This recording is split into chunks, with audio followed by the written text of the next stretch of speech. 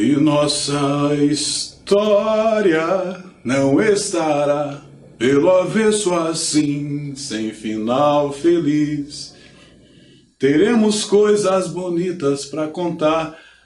E aí galera, tudo bem? Sou eu de novo, o professor Roberto Carlos, para mais uma aula de História. Vamos nessa? História, um momento aqui da história do Brasil. E naquela velha proposta, né, de contextualização, né, de algumas alusões, de algumas menções, de algumas referências, né, traremos aqui então as conjurações. Nos concentraremos naquelas duas conjurações, né, ou Inconfidência Mineira e Conjuração Baiana. Tivemos outras, né, também importantes que já devidamente contempladas, né, juntamente com essa. Mas nesse momento nós traremos essas de forma um pouco mais estendida, né? Para compreender então alguns fatores, algumas motivações, né? Acerca desses movimentos, né? Dessas conjurações, beleza? Vamos nessa. Conjurações é Inconfidência Mineira, de 1798, e Conjuração Baiana, também em 1798. Alguns aspectos, então, da Inconfidência Mineira, né? Ou Conjuração Mineira. Bem, Conjuração Mineira, ou Inconfidência Mineira, foi uma tentativa, né? Uma tentativa de revolta, e que foi devidamente contida, né? Pelo governo em 1789. Eu gostaria de fazer um errato aqui, né? No momento da aula em que eu menciono ali o período da Inconfidência Mineira, 1792, foi um pequeno lapso ali, né? Inconfidência Mineira, 1789. Foi um erro de grafia ali, de grafia feita por mim mesmo, né? Beleza, gente? Então, pedido de desculpas aceito aí, beleza? Vida que segue, né? Então, essa inconfidência ocorre, né? O contexto é o ciclo do ouro, né? Então, naquele momento, capitania de Minas Gerais. Lembram-se, né? Das capitanias hereditárias. Minas Gerais, então, na condição de capitania, né? As motivações, né, dessa inconfidência se dava em função, né, da relação de extração do ouro, né, e a parte que cabia a Portugal, né, no processo de tributação, né, aquela porcentagem, né, a quinta lá, a derrama em torno daquilo que era extraído aqui. Bem, foi um movimento, né, extremamente um movimento social importantíssimo na história, né, que tratou, né, de luta por liberdade, luta pela emancipação, né, em relação a Portugal, né, contra uma relativa opressão, né, naquele contexto ali econômico, opressão por parte de Portugal. Então, ainda nesse período, óbvio, né, que Portugal ainda tinha Brasil, né, como sua colônia, né, e infligia ao Brasil alguns abusos políticos, né, como altas taxas, né, altos impostos e uma série de leis, né, que prejudicavam o próprio desenvolvimento do país, né. Então, o desenvolvimento de ordem industrial, o desenvolvimento comercial ficava travado, né, por conta dessas leis naquele tempo absurdas, né, por parte de Portugal. Em 1785, ou seja, 4 anos antes, é isso? Para não cometer nenhuma bobagem em relação às datas aqui, não. Muito mais de 4 anos. Em 1785, há uma lei, Portugal decreta uma lei que impede o funcionamento de indústrias fabris em território brasileiro. Vejam só, né? Então, a situação ia se encaminhando obviamente, gradualmente para uma revolta, né?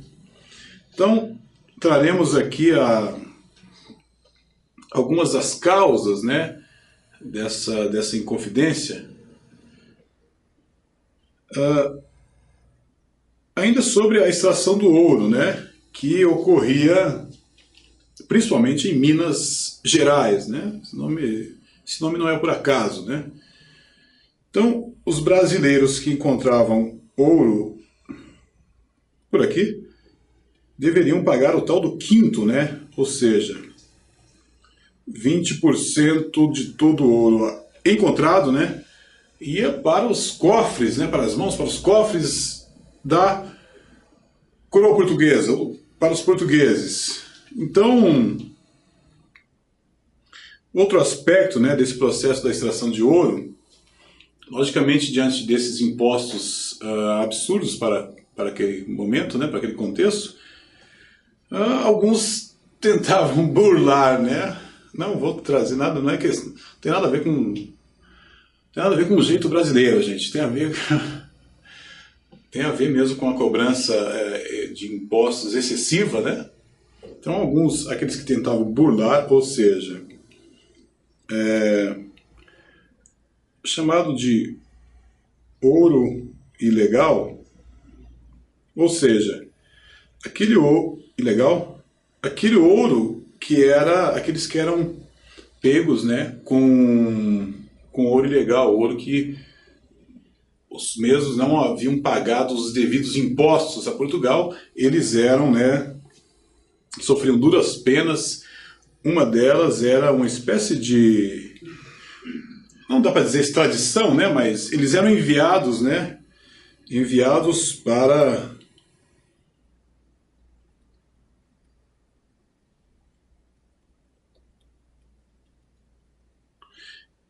África. Eles eram enviados para a África, né? Essas pessoas que eram pegas com esse ouro ilegal. Então, entre outras punições, entre outras penalidades, tinha essa prática, né? Foi implantada por Portugal. Complicado, né? Então, continuando aqui, outros aspectos, né? Então, com grande volume de exploração, né, o ouro, obviamente, né, o ouro se constitui, né, num processo, bem, sim, não é um momento de geologia, mas de onde se tira, né, o processo não era algo renovável, né, que se renovava, né, a natureza promovia esse tipo de renovação, então o ouro ia diminuindo.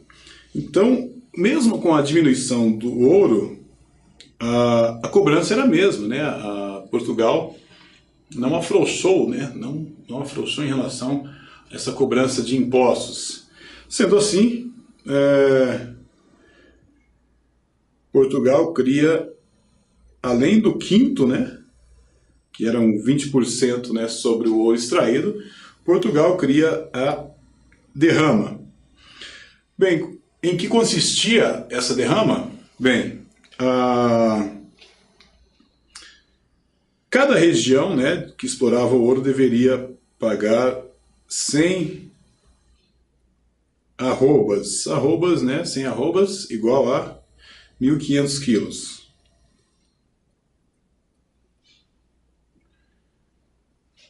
Então, a região, a cada 100 arrobas, deveria enviar 1.500 quilos por ano para a metrópole portuguesa. Então, uma carga já exorbitante, né? Uma espécie de, mesmo um imposto, que seria um imposto anual, né? Para cada ano em que para cada 100 arrobas por ano, então, para cada 100 arrobas, não, para cada região, né? Então, 100 arrobas deveriam ser enviadas para a metrópole. Então, quando a região não cumpria, na verdade, essas exigências, né, a metrópole, Portugal, enviava, então, soldados, né, para fazer uma visita, né, a essas pessoas e, então, retirarem, né, tomarem deles tudo que houvesse de valor, né, para compensar esse pagamento, esse não pagamento, na verdade. Então, essas atitudes, desculpa, essas atitudes foram então provocando aquela insatisfação tremenda, né, junto ao povo, junto aos fazendeiros, donos de minas, né, esses impostos absurdos, né, e aí já surgiam outros anseios, né, também da atuação, né, na vida política, e esse foi também, a palavra ressurge aqui, foi o estopim, né, para essa inconfidência, né, para essa inconfidência. Inclusive alguns membros, né, da própria elite brasileira, né, intelectuais, então todos os segmentos começaram a se mobilizar, né, influenciados pelo quê? Pelos ideais do iluminismo. Temos uma aula sobre iluminismo, 2 aulas bem bacanas aí. Iluminismo europeu, né, aquele movimento, né, de mudanças, de críticas, né, aos governos, enfim, a estrutura imposta pelo governo. Então, surge daí então um movimento separatista, né? Que esse era o caráter da Inconfidência Mineira. Tinha um caráter essencialmente, né, separatista, né? Para se verem livres, né, dessa influência de esses desmandos de Portugal, né? Assim, Tiradentes, né, conhecido como o líder, né, ou Joaquim José da Silva Xavier, o Tiradentes, e alguns intelectuais, né, daquela cena ali, né, poetas, enfim, padres e outros representantes mais da elite, né. Então, a ideia desse grupo era conquistar a liberdade e implantar um sistema de governo, né, republicano em nosso país. Então, alguns posicionamentos, né, em relação à escravidão também, que era vigente na época, o grupo não se manifestou de forma muito nítida, né, muito clara. Então, esses inconfidentes, né, tiveram lembram-se daquela bandeira lá, liberdade ainda que tardia, né, criaram até uma nova bandeira, né, e assim, essa inconfidência, na verdade, ela não chegou a ganhar consistência, né, foi um movimento dos mais interessantes, né, consistência eu digo no campo, né, na ideia de se constituir mesmo, né, de conseguir se impor. Foi uma resistência, né, muito importante, né, para o momento. Então, no entanto, ela foi contida, né, pelo governo. Então, sobre a Inconfidência, né, a gente traz essa abordagem aqui básica, né, de causas, de alguns aspectos, né, de alguns personagens e principalmente, né, sempre a ideia já Portugal, né, na condição de uma monarquia absolutista, né, e ampliando esse poder sobre o Brasil. Então, e aí surgem os momentos, né, os movimentos, conjurações e confidências, né. Esse foi um importantíssimo também, que começa, né, com aquele pressuposto, né, que é a questão dos impostos, né, do ouro, e que vai ganhando corpo, vai se encorpando junto aos segmentos da sociedade. Temos o aspecto, eu duvido que vocês se esqueçam disso, né, no decorrer aí, a influência do iluminismo sobre esses ideais, sobre esses movimentos aqui, conhecidos, né, como Inconfidência, como conjuração. Nós temos também um outro movimento importante, né, que foi a conjuração baiana. Traremos ainda, né, nessa aula os aspectos importantes, né,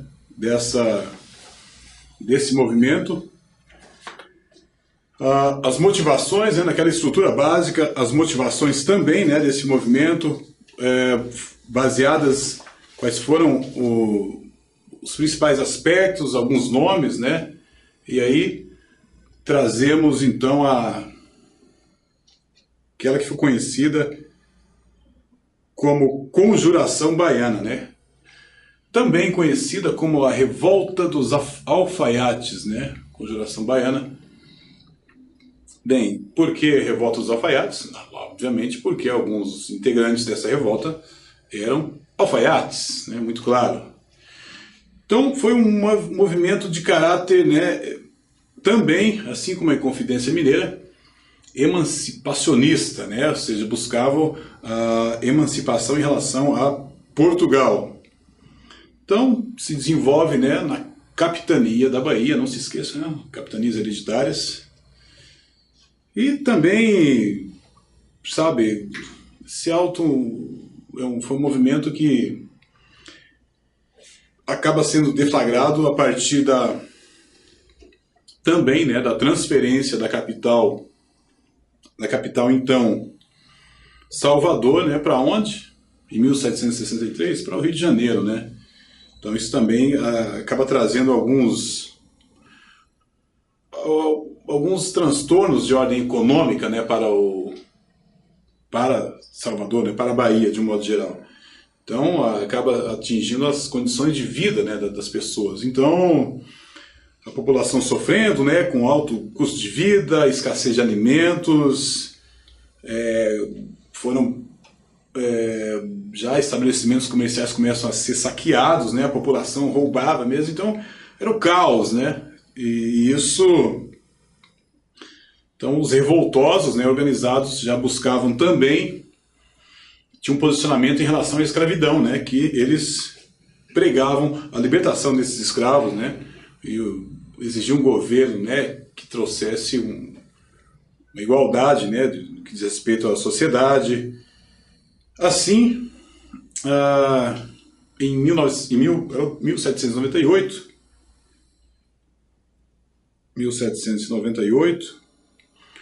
o movimento, né, acaba dando um passo muito, né, um passo em falso, né, quando seus membros começam a distribuir folhetos, panfletos, né, em igrejas, pela cidade toda, né, e acabaram chamando a atenção das autoridades, né. Então, esses que foram capturados são devidamente pressionados, interrogados e acabam derrubando, acabam delatando, né, os envolvidos, né.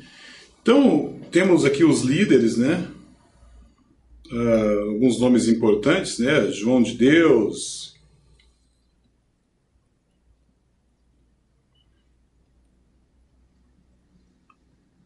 Manuel Faustino,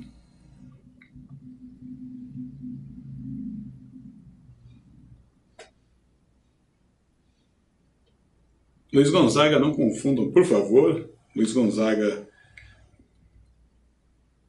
das Virgens, alguns nomes importantes, né, que foram, né, que estiveram envolvidos, né, nesse processo, nesse momento da Revolução aí.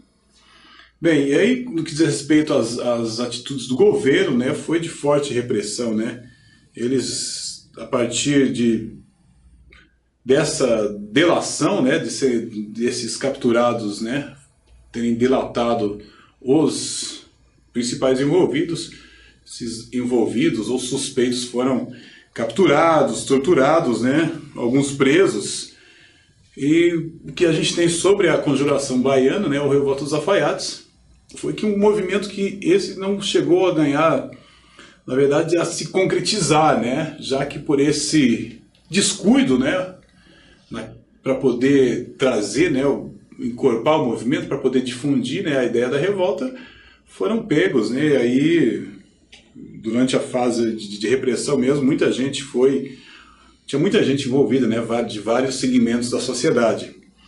Foram detidos, né, e aí muita gente foi detida.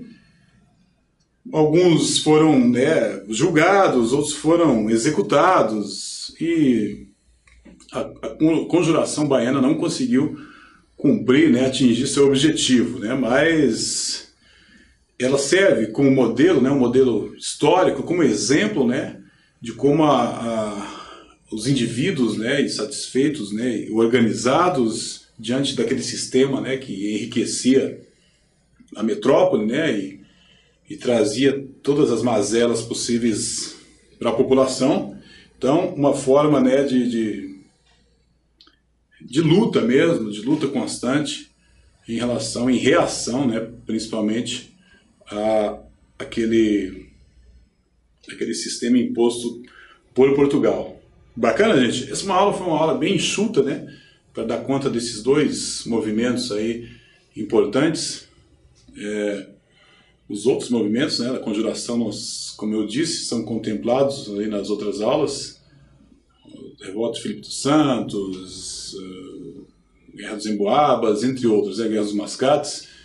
Então, isso é conteúdo que sempre aparece, né? Aí por aí é bom a gente estar sempre a par, né, desse aspecto da história brasileira e essas contextualizações que a gente sempre faz, né, com o iluminismo sempre presente nesse período, né? Iluminismo, Revolução Francesa, próprios movimentos operários, né, acabam influenciando essas mobilizações sociais aqui no Brasil. Beleza, gente? Conto com vocês. Até a próxima aula aí. Aquele grande abraço aí. Nos veremos em breve.